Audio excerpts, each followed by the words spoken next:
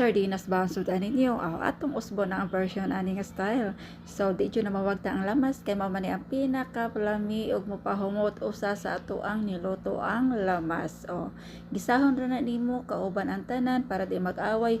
Hala usahan na lang na og gisa.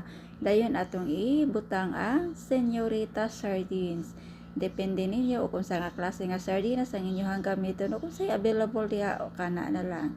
Importante gisaduhon lang na ninyo diha, ni kuman timplahan natog asin ug mga seasonings. Depende ninyo kung sa ang inyong mga pang-additional, basta importante matimplahan siya. Ingon ana rin siya guys, kanindot ug kalami lutuon ang sardinas, unya aton niya siyang i-level up gamay, di ba? Nya sunod ani, mikos-mikos lang gamay para mopahumot ug moigupon nga maluto na gyud ang maong sardinas. Unya ato din butangan og itlog. Di ba? New version. Ato i-level up style guys para maiba naman. So inanian niyo pagluto guys, makayon jud mo, wow, miyay bitaw.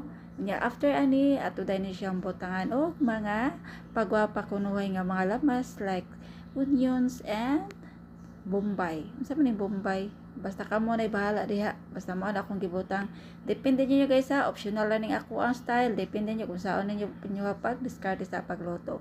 After inyong tabunan, after 3 minutes, mao na ni